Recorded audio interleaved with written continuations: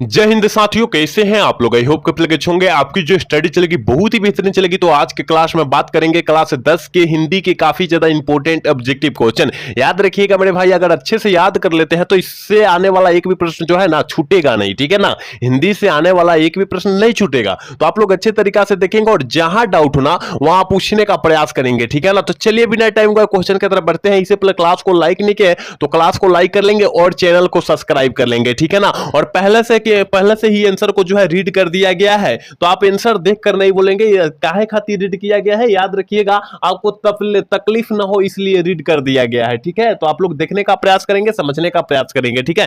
कह रहा है कि आई वाट डेड गर्ल्स, करे के गर्ल्स एडमिटेड नाउ किसने कहा, मतलब यह शब्द जो है किसके द्वारा बोला गया था। तो कहिएगा कि सर बड़े डॉक्टरों के द्वारा बोला गया था, यानी ऑप्शन बी वाला सही हो जाएगा, 1 का ऑप्शन बी हो जाएगा। याद रखिएगा, पहले से ही आंसर को हम लोग रेड करके रखा हुआ है, ठीक है। तो आपको जो है तकलीफ ना हो। चलिए 2 नंबर क्वेश्चन करें ना। नगर शीर्षक कहानी में लेखक कौन है। नगर शीर्षक कहानी का जो है लेखक की पूछा जा रहा है, तो इस सारे बच्चे को पता होने चाहिए कि नगर कह रहा है, इसका मतलब सुजाता जी होगा। या ओरनिका से काफी सारे प्रश्न आते हैं, तो ओरनिका को आप लोग अच्छे तरीका से देखिएगा और वहां काफी ज्यादा इंपॉर्टेंट प्रश्न भी है, ठीक है। ओरनिका में काफी ज्यादा इंपॉर्टेंट प्रश्न भी है, उसका क्लास हमने करा रखा है, आप लोग नहीं देखे तो देखने का प्रयास कीजिएगा, ठीक है। करें 3 बेटे 2 वक्त की रोटी एक माँ का किस कहानी की पंक्ति है। यह किस कहानी की पंक्ति है, मतलब 3 गो बेटा है और एक माँ का जो है पेट नहीं भर रहा है, मतलब इस किस कहानी का जो है यह पंक्ति है। तो याद रखिएगा, धरती कब तक घूमेगी इस कहानी का पंक्ति है, यानी ऑप्शन डी वाला सही हो जाएगा। 30 का ऑप्शन डी हो जाएगा, सॉरी 3 का ऑप्शन डी हो जाएगा, याद रखिएगा। चलिए अगला क्वेश्चन कर रहे हैं, 4 नंबर क्वेश्चन कह रहा है मेरे भाई, कह रहे हैं ना नंजमा मंगमा की कौन थी। नंजमा जो थी मंगमा की कौन थी, तो कहिएगा कि सर हम जानते हैं कि बहू थी। क्या थी, बहू थी। और विवाद जो है किस लिए था, किस लिए विवाद था, जल्दी से बतला दीजिए। तो देखिए पोता को मार रही, अपने बेटे का जो है बहू मार रही थी, तो वहां जो है माँ बोली कि नहीं, नंजमा बोली मतलब उसकी दादी बोली कि नहीं तुमको नहीं मारना है, क्या नहीं मारना, तुम बच्चा को जो है नहीं मारना है, ठीक है, नहीं पिटना है। मंगमा बोली नंजमा से, तो वहीं पर जो है क्या हुआ, सास और बहू में झगड़ा हो गया, याद रखिएगा, ठीक है। चलिए अगला क्वेश्चन कह रहा है ना, 5 नंबर क्वेश्चन कह रहा है कि निम्न में से कौन शुद्ध शब्द है। देखिए शुद्ध शब्द कौन है, तो देखिए देवनागरी शुद्ध लिखा गया है, देवनागरी ये तो गलत लिखा गया है, देवीनागरी ये भी गलत लिखा है, देवनागरी देखिए ये भी गलत लिखा गया है। आप लोग शब्द पर थोड़ी ध्यान दीजिएगा, क्योंकि पढ़ेंगे तब याद हो जाएगा कि हाँ, पढ़ने में ही पता चल जाएगा कि कौन शब्द हम सही पढ़ रहे हैं और गलत कौन शब्द पढ़ रहे हैं, आप लोग याद रखिएगा। चलिए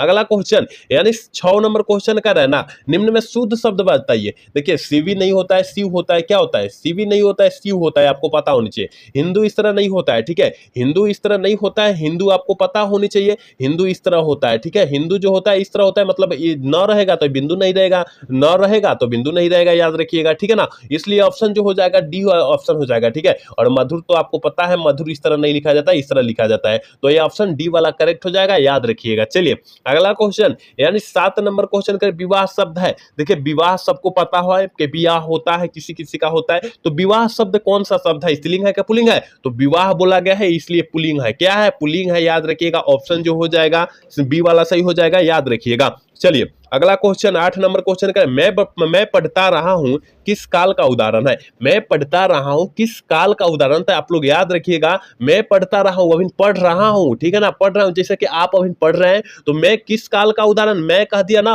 तो वर्तमान काल, मतलब अभी जो आप आज अभी काम कर रहे हैं, जो कार्य कर रहे हैं, वो जो है वर्तमान काल के अंतर्गत आ जाता है, आपको पता होनी चाहिए, ठीक है ना, याद रखिएगा। 8 का ऑप्शन ए हो जाएगा, याद रखना है। चलिए अगला क्वेश्चन कह रहा है, 9 नंबर क्वेश्चन करें, लंबोदर शब्द का संधि विच्छेद क्या है। देखिए लंबोदर, जिसका लंबा है उधर उसे लंबोदर कहते हैं, जैसे गणेश जी को कहते हैं, क्या कहते हैं, गणेश जी को कहते हैं, बहुब्रीहि समास के अंतर्गत आ जाएगा। जो दुनिया में खास हो, जो दुनिया में एक हो, जो दुनिया में खास हो, उसे हम लोग बहुब्रीहि समास कहते हैं, जैसे कि गणेश जी, शंकर जी, पार्वती जी, विष्णु जी, वर्मा जी, राधा कृष्ण, ये जो होता है ना, ये जो होता है क्या, बहुब्रीहि समास है, क्योंकि यह जो है दुनिया में एक है और खास है, भगवान है, इसलिए जो हो जाएगा बहुब्रीहि समास का अंतर्गत आ जाएगा, आप लोग याद रखिएगा, ठीक है। अगला क्वेश्चन की तरफ बात करेंगे, यानी 10 नंबर क्वेश्चन क्या कह रहा है मेरे भाई। 10 नंबर क्वेश्चन आपके स्क्रीन पर मौजूद है। देखिए 10 नंबर क्वेश्चन यहाँ है, कह रहा है ना कि महिला का प्रवाची शब्द क्या होगा। आपको पता होगा कि महिला का सविता नहीं हो सकता, ये तो गलत हो गया।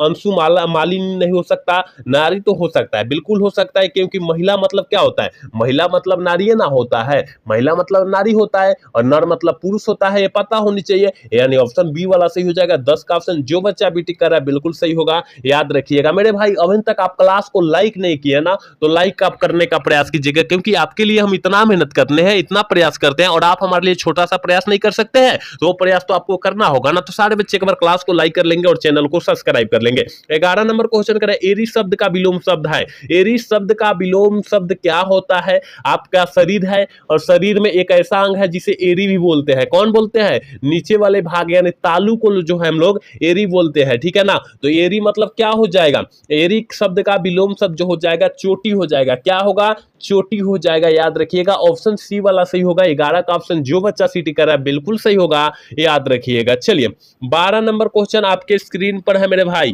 देखिए कह रहा है ना, अक्ल पर पत्थर पर ना, मुहावरा का अर्थ क्या होता है। मुहावरा को हम लोग लोकोक्तिया के नाम से भी जानते हैं, आपको पता होनी चाहिए, ठीक है ना। तो अक्ल पर अंधा होना, अक्ल पर पत्थर पर ना, मुहावरा का अर्थ क्या हो जाएगा, बुद्धि भ्रष्ट होना। क्या होगा, बुद्धि भ्रष्ट होना, यानी ऑप्शन डी वाला सही होगा। 12 का ऑप्शन डी होगा, याद रखिएगा। 13 नंबर क्वेश्चन करना, लिखावट शब्द क्या है। लिखावट शब्द यानी हम लोग लिखते हैं उसमें आवट लगा दिया गया है। देखिए लिखावट अगर पूछा जाए तो थोड़ा सा हम लोग डीपली में यहां समझाएंगे, थोड़ा सा डीपली में समझाएंगे, आप लोग समझने का प्रयास करेंगे। देखिए लिखावट शब्द कौन है, ये तो स्त्रीलिंग स्वरूप है, याद रखिएगा। लेकिन यहां पर पूछा जाएगा लिखावट में उपसर्ग कौन है और प्रत्यय कौन है, तो अब आप क्या मारिएगा, यहां तो गलत कर देंगे, क्योंकि आप जाने नहीं रहिएगा तो क्या होगा, गलत ना होगा। तो देखिए लिख जोर आवट, क्या लिख जोर आवट, आवट, ठीक है ना, आवट यानी लिखावट होता है। तो यहां लिख जो हो जाएगा उपसर्ग हो जाएगा, आवट जो हो जाएगा प्रत्यय हो जाएगा, दोनों याद रखिएगा, क्योंकि पहले वाले उपसर्ग बोलते हैं, बाद वाले प्रत्यय बोलते हैं, तो आपको याद होना चाहिए, ठीक है ना। यहां हमने 3 क्वेश्चन को जो है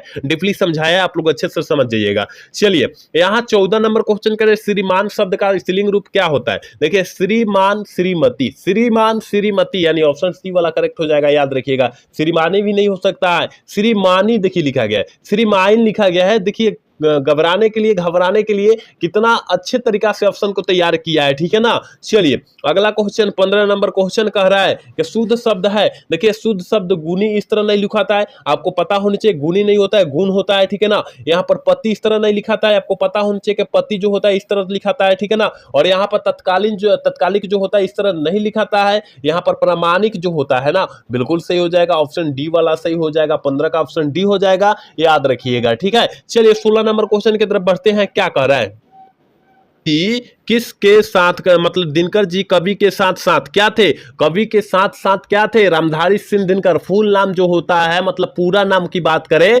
रामधारी सिंह दिनकर हो जाएगा। और रामधारी सिंह दिनकर जो है कवि के किस किस के साथ थे, किसका मतलब कौन कौन कवि के जो है साथ साथ थे, तो गद्यकार भी कवि के साथ साथ क्या थे, गद्यकार भी थे, यानी ऑप्शन बी वाला सही हो जाएगा। 16 का ऑप्शन जो बच्चा भी टिक है बिल्कुल सही होगा, याद रखिएगा। 17 नंबर क्वेश्चन करें, उगते हुए सूरज का देश किसे कहा गया है। और आपके एग्जाम में यह प्रश्न जो है कई बार जो है पूछा गया है, तो आपको याद रखना होगा कि उगते हुए सूरज को देश कहा जाता है जापान को। और जापान जो होता है कई बार ऑप्शन में दिया भी रहता है, तो आपको याद रखना होगा। और सारे प्रश्न को बेहतरीन तरीका से याद रखिएगा। अगर आप अच्छे नंबर की तलाश में है तो आप अच्छे प्लेटफॉर्म पर आ चुके हैं, इस प्लेटफॉर्म में जुड़ जाइए। जितना इंपॉर्टेंट क्वेश्चन होगा आपके बीच प्रोवाइड किया जाएगा, आपके बीच अच्छे तरीका से बतलाया जाएगा, तो आप हमारे प्लेटफॉर्म से जरूर जुड़िए, ठीक है। चलिए अगला क्वेश्चन यानी 18 नंबर क्वेश्चन देखिए मेरे भाई, क्या करे, एक वृक्ष की हत्या। शीर्षक पाठ, शीर्षक कवि में वृक्ष की सूखी हुई डाली किसकी तरह है, किसकी तरह थी, तो याद रखिएगा किसकी तरह, तो राइफल की तरह। किसकी तरह, राइफल की तरह थी, यानी 18 का ऑप्शन जो हो जाएगा बी हो जाएगा, याद रखिएगा। देखिए ये भी प्रश्न आपके एग्जाम में बहुते बार आया हुआ है, तो आप लोग याद रखिएगा। चलिए अगला क्वेश्चन 19 नंबर क्वेश्चन करें, कवित्री अनामिका के अनुसार करे के चौखटे में क्या नहीं अटीती है। चौखटे में जो होती है क्या क्या नहीं आती है, कहे क्या नहीं आती है, तो याद रखिएगा कौन नहीं आती है, क्या नहीं आती है, कौन नहीं आती है, यानी ऑप्शन बी वाला करेक्ट हो जाएगा, अनिश का ऑप्शन बी हो जाएगा,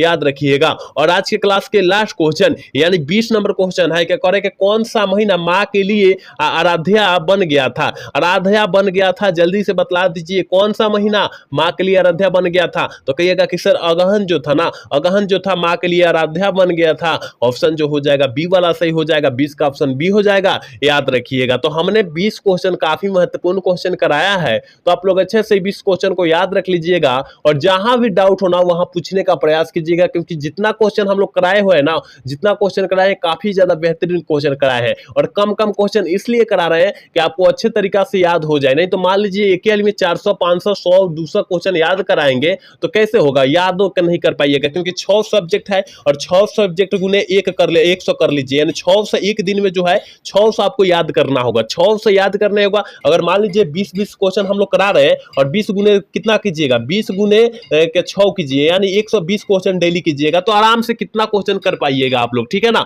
तो ये इसलिए कम कम क्वेश्चन हम लोग करा रहे हैं, तो आप लोग अच्छे तरीका से कम कम सारे क्वेश्चन को देखने का प्रयास करेंगे, ठीक है ना। तो आज का क्लास जो है कैसा लगा, अगर अच्छा लगा होगा तो चैनल को सब्सक्राइब और वीडियो को लाइक करना तो मिलता है अगला सेशन में। जय हिंद, जय भारत, टाटा, बाय बाय।